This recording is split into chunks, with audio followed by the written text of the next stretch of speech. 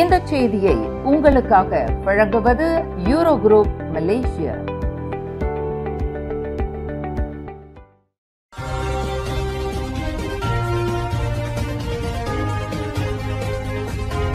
வணக்கம். திசைகளின் 5 மணி செய்திகள். Captain Prabha criminal கும்பல் 13 பேர் மீது குற்றச்சாட்டு. கேப்டன் பிரபா என்று அழைக்கப்படும் கிரிமினல் கும்பலைச் சேர்ந்த உறுப்பினர்கள் என நம்பப்படும் 13 பேர் செபாங் செஷன்ஸ் நீதிமன்றத்தில் இன்று குற்றம் சாட்டப்பட்டனர்.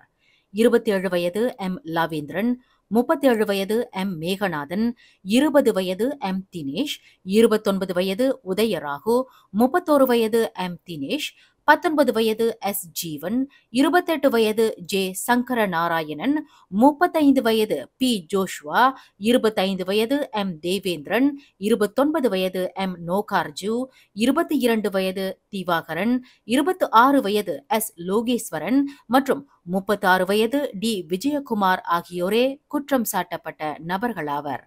நீதிபதி அமட் ஃபுவாட் ஒத்மான் முன்னிலையில் நிறுத்தப்பட்டு இந்த 13 பேருக்கு எதிரான குற்றச்சாட்டு தமிழில் வாசிக்கப்பட்டது. இவ்வழக்கு விசாரணை ஷா அலாம் உயர் நீதிமன்றத்திற்கு மாற்றப்படுவதால் 13 பேரிடமும் எந்த ஒரு வாக்குமூலமும் பதிவு செய்யப்படவில்லை. கடந்த 2023ஆம் ஆண்டு டிசம்பருக்கும் இவ்வாண்டுக்கும் இடைப்பட்ட காலத்தில் தங்களை கேப்டன் பிரபா என்று கூறிக்கொண்டு இந்த கும்பல் பல்வேறு குற்றச் செயல்களில் ஈடுபட்டு வந்துள்ளதாக நீதிமன்றத்தில் தெரிவிக்கப்பட்டது. குற்றவாளி என்று நிரூபிக்கப்பட்டால் 5 ஆண்டு முதல் 20 ஆண்டு வரை சிறை தண்டனை விதிக்க வகை செய்யும் சட்டத்தின் கீழ் இந்த 13 பேரும் குற்றச்சாட்டை எதிர்நோக்கியுள்ளனர். இவ்வழக்கில் மேகநாதன், சங்கர நாராயணன் மற்றும் விஜயகுமார் ஆகியோரை தவிர மற்ற 10 பேரும் தங்கள் சார்பில் வழக்கறிஞர்களை நியமித்திருந்தனர். 2012ஆம் ஆண்டு சிறப்பு நடவடிக்கைகளுக்கான பாதுகாப்பு சட்டமான சோஸ்மாவின் கீழ் இந்த 13 பேரும் கைது செய்யப்பட்டதால் அவர்களுக்கு ஜாமீன் அனுமதி மறுக்கப்பட்டது. எனினும் அந்த 13 பேரை குடும்ப உறுப்பினர்கள் சந்திப்பதற்கு நீதிபதி 10 நிமிடம் கால அவகாசம் வழங்கினார். சோஸ்மா சட்டத்தின் கீழ் இந்த 13 பேரும் பலத்த போலீஸ் காப்புடன் நீதிமன்றத்திற்கு கொண்டுவரப்பட்டனர். வழக்கு விசாரணை வரும் நவம்பர் 10ஆம் தேதிக்கு ஒத்திவைக்கப்பட்டுள்ளது. சிங்கப்பூரில் போதைப்பொருள் கடத்திய குற்றத்திற்காக ஒரு மலேசிய பிரஜையான பன்னீர்செல்வம் பரந்தாமனுக்கு தூக்கு தண்டனை நிறைவேற்றப்பட்டது. இன்று அதிகாலையில் சிங்கப்பூர் சாங்கி சிறைச்சாலையில் 38 வயதான பன்னீர்செல்வத்திற்கு தூக்கு தண்டனை நிறைவேற்றப்பட்டதை சிங்கப்பூரை தளமாக கொண்ட ஓர் அரசு சாரா அமைப்பான டிரான்ஸ்ஃபோர்மேட்டிவ் ஜஸ்டிஸ் கலெக்டிவ் உறுப்பினர் ராக்கி ஹோவே உறுதிப்படுத்தினார்.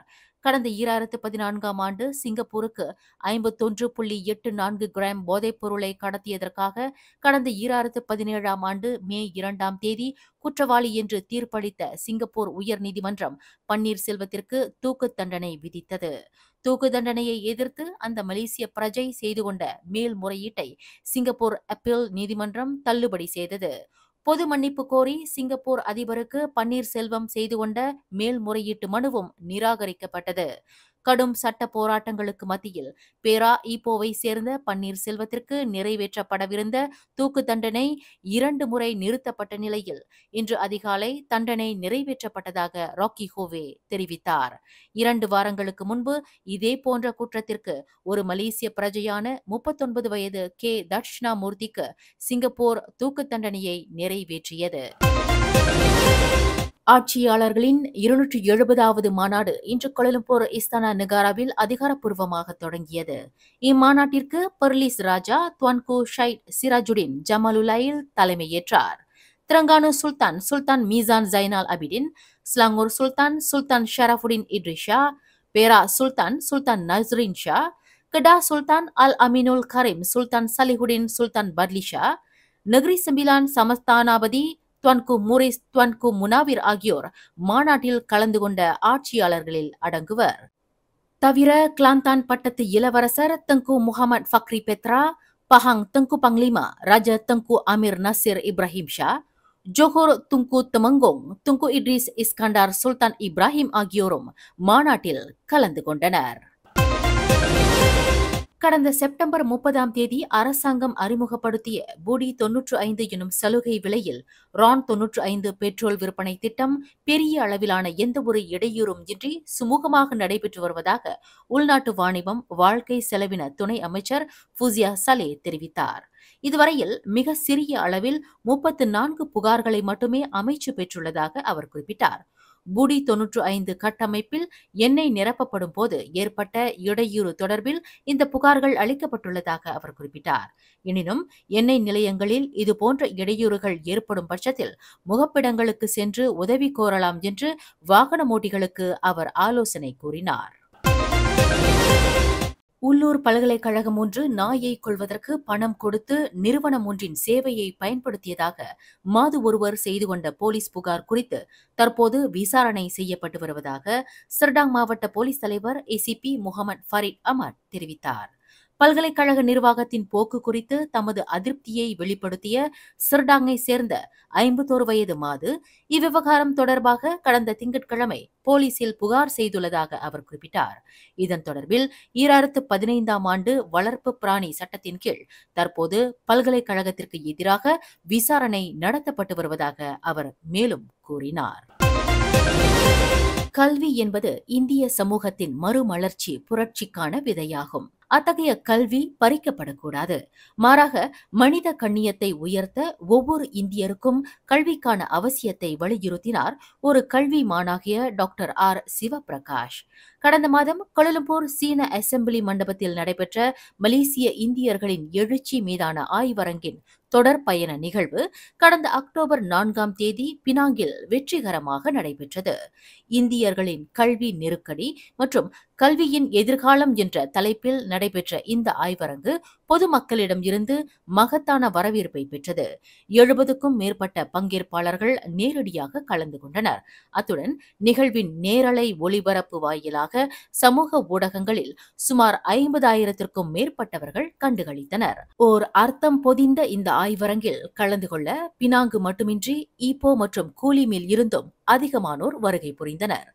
இந்திய சமூகத்தில் குறிப்பாக B40 தரப்பினரின் நலனுக்காக டிக்டாக் நெறியாளர் சுதன் மற்றும் அவர் தலைமையிலான பொறுப்பாளர்கள் இந்த நிகழ்வை ஏற்பாடு செய்தனர். மலேசிய கல்வி முறையில் இந்திய சமூகம் இன்று எதிர்கொள்ளும் உண்மையான சவால்கள் குறித்த ஆரோக்கியமான மற்றும் வெளிப்படையான விவாதத்திற்கான ஒரு களமாக இந்த ஆய்வரங்கு அமைந்தது.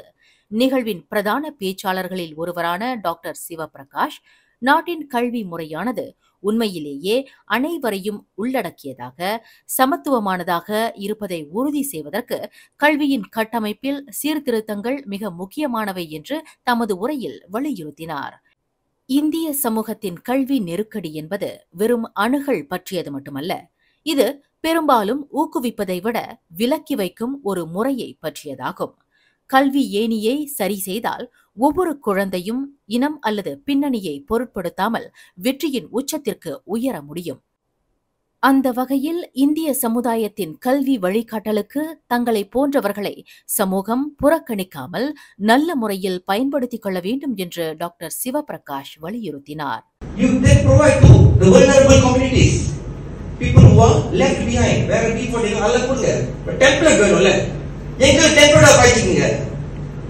நாங்க பின்னாடி இருக்கோம் தெரியுதுல, ஸ்டாட்டிஸ்டிக் இருக்குல்ல, எல்லாத்தையும் கண்டுபிடிச்சு வச்சுட்டு ஏன் எங்களை புறக்கணிக்கிறீங்க? இதுதான் எங்க கேள்வி. சோ இதுக்குதான் இந்த ஒரு சின்ன மூவ்மெண்ட் சிறு துளி பெருவெரும் சொல்றேன். இந்திய சமுதாயத்தின் எதிர்காலம் என்பது கல்வி திறன் சார்ந்ததாகவும் வேலை வாய்ப்புக்கு ஏற்றதாகவும் இருக்க வேண்டும். அது டிவெட், டிஜிட்டல் மற்றும் AI உள்ளிட்ட துறைகளை சார்ந்திருக்க வேண்டும். இதன் மூலம் வருங்கால இந்திய சமூகம் தேசிய வளர்ச்சி நீரோடையில் தங்கு தடையின்றி பயணிக்க முடியும் என்று டாக்டர் சிவபிரகாஷ் விவரித்தார்.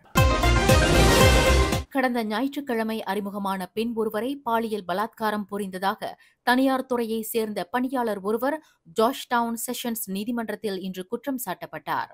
25 வயது டேவிட் லவ் ஹெங் செங் என்ற அந்த பணியாளர் நீதிபதி இர்வான் ஸ்வைன்பார்ன் முன்னிலையில் நிறுத்தப்பட்டு குற்றச்சாட்டு வாசிக்கப்பட்டது. அந்த ஆடவர் கடந்த அக்டோபர் 5ஆம் தேதி மதியம் 12:15 மணியளவில் பினாங்கு திமூர் லாவுட் மாவட்டத்திற்கு உட்பட்ட ஹோட்டல் ஒன்றின் அறையில் 24 வயது பெண்ணை பாலியல் பலாத்காரம் புரிந்ததாக குற்றச்சாட்டில் தெரிவிக்கப்பட்டது. குற்றவாளி என்று நிரூபிக்கப்பட்டால் கூடியபட்சம் 20 ஆண்டு சிறை மற்றும் பிரம்படி தண்டனை விதிக்கும் குற்றவியல் சட்டத்தின் கீழ் குற்றச்சாட்டை எதிர்நோக்கியுள்ளார். மேலும் செய்திகளை தெரிந்து கொள்ள கீழே இருக்கும் பெல் பட்டனை அழுத்துங்கள். உங்கள் மகிழ்ச்சியை வெளிப்படுத்த லைக் மற்றும் ஷேர் செய்யுங்கள். தொடர்ந்து திசைகளோடு இணைந்திருக்க சப்ஸ்கிரைப் செய்யுங்கள்.